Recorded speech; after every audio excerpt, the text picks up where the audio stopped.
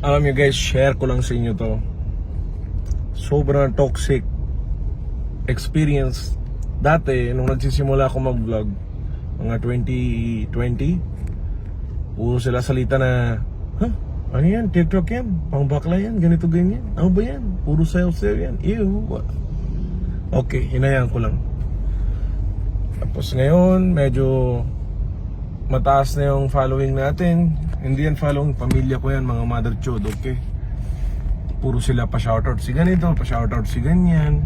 Alam niyo, sa totoo lang, I get 100, 200 plus messages every fucking day na pa-shoutout si ganito, pa-shoutout si ganyan. Shoutout mo na yan. Pero sila yung mga taong yun. Yung mga iba, sobrang panguhusgan nyo sa akin noon.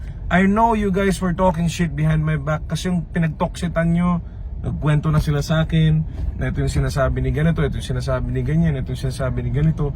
Kaya lahat ng mga ganyan, cancel kayo sa akin na mga feeling ko na dati akala ko tropa, matino na tao. Kasi ako guys, yung tao na parang, if you love me, I love you 3 times more. If you hate me, I'll hate you 3 times more. Sila kasi guys, puro toxic yung ginawa nila sa atin nun. Tapos ngayon, shoutout naman, ganito ganyan. Dati, grabe naman, feeling naman to, Bombay na to, ganito ganyan. Ano ba naman yan? Kala niya, kaya niya ba? Hindi niya naman bansa to, ganito ganyan. Feeling lang yan kasi ganito ganyan. Utang na yan. Ngayon, ano na, mismo Filipino na tumulong sa akin, mismo Filipino nagmahal sa akin, mismo Filipino nakadiscover ng totoong pagkatao ko. Hindi kayo. Kayo kasi puro inggit, mother chod. Mga local dito na hater ko, na dami salita-salita sa likod ko yan.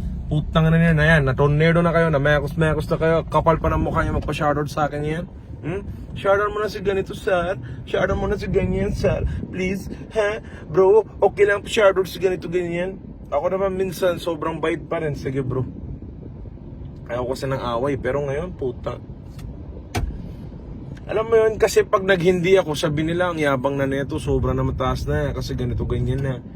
Pag nag-oo naman ako, all goods. Pero, I have to learn to say no, kasi hindi ako marunong maghindi. Puro ako, oo, sige, okay po, sige, gawin natin, sige po, okay po. Hindi kasi ako marunong mag-no, no, ayoko, ganun, attitude. No, what? No, ano yan, ha? Sira ulo ko na yan. Yan yung hindi ko kasi kaya gawin yan. Sobra akong mabait. Lagi akong alam mo yan, they use me. Yung kabaitan ko, they abuse it. Hello madam. Good morning. Thank you na yan. Ayan, si ate, sobra na mabait. Laging tawa-tawa, smile lang. Ganyan yung yan yung mga tao. Ganyan yung mga taong mahal na mahal ko. Inirespeto ko din. Alam mo yun, sarap magmahal ng mga ganyang tao, yung happy lang, chill lang. Ako guys, real talk, ang dami ko ng tinulungan na barkada ko na kaya kailangan talaga nila ng tulong. Nandun ako for them. At hindi to pagpaparinig, it's just my heart. Pagmamahal ko to sa kanila. Okay? Sobra ko kayo, mahal yan. Yung mga totoong kaibigan ko, alam nyo yan since day one. Kayo lang makakapatunay sa akin. Pero yung mga iba na nakilala ko lang, tapos totoksitin pa ako sa likod ko, kahit di naman nila ako kilala sobra. Well, lahat naman tayo may pinagdadaan ng mga ganyan. Pag mga ganyan lang ako, boss, payo ko, kasi ito yung ginagawa ko, automatic, tanggal na sila sa buhay ko yan. Kahit makita ko sila, deadma, hindi ko na papansinin. Ayoko ng mga ganong tao. Gusto ko yung buhay ko tuwid na daan. Straightforward lang. Kung may bato, pupulutin ko, tatapon ko pagilid. Yun yung mga kanyang kaibigan. Nakala natin na kaibigan, hindi pala kaibigan yan. Putang na, kailangan lang pala nila mamekos-mekos, matornado. Makikita yung totoong kulay nila. Yun, nakita na. Yung iba, mukha pera. Yung iba, fame whore. Yung iba, dami na ganyan yan. Sobrang toxic yan. Shoutout niya yan. Okay lang pa shoutout sa ganito yan. Ako, willing ako mag-shoutout basta mabait kang tao na nag-ask ng favor sa akin. Pero kung hindi ka matinong kaibigan or tao sa buhay ko, pare, pasensya na lang. I'll never seen your message, okay? Baka yung iba, isip na nila yan. Hindi na ako sinini Mr. Nobody. Nag-toxic ba ako sa akin? Sorry boss, busy lang din talaga. Sobra na busy. Kasi ako, pag ako nasingil yan, oh my God, hindi na bayad yung iba. Sabog ng utak mo yan. Tapos yung iba, dinadaya pa ako. Sabog ng utak mo yan. Ganon ako ka-sensitive sa peace ko. Kaya ako, iwas ako sa mga tao na ganyan, iwas tayo sa issue, iwas tayo sa ano yan. Kaya sa social media ngayon, ginagamit na tayo ng kung sino-sino influencer, dead ma, okay lang, gamitin lang nila. Hayaan mo na yan, di ba? Kung kaya nila, di gawin nila. Basta wag lang nila ako bastusin sa part na, alam mo yun, yung below the belt na, okay lang. Yung iba, tinag-tag pa ako, ganito ganyan. Yung iba, nagpapatama, nagpaparinig, mga social media influencers pa yan. Kaya doon lang ako sa mga positive na influencer eh. Sila lang pinapanood ko.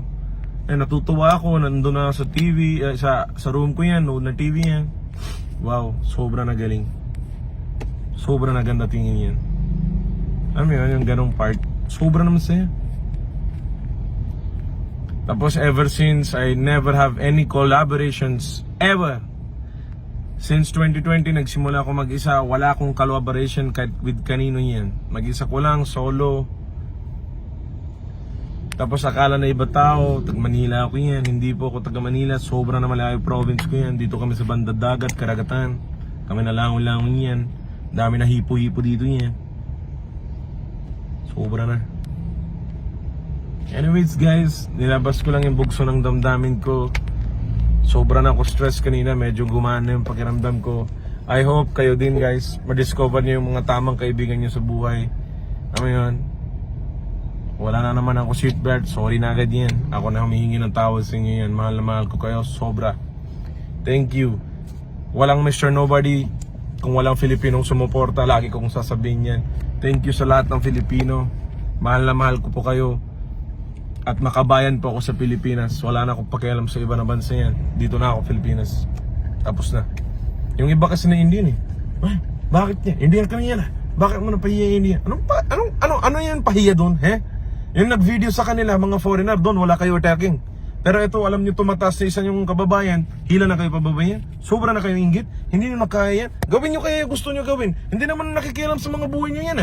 Kayo lang yung pakialam na pakialam sa buhay ko yan. Sobra na toxic yan, mother chod. Inggit na, inggit. Sobra na. May pulis na sa likod ka yan. Sige na. Usap muna kami yan.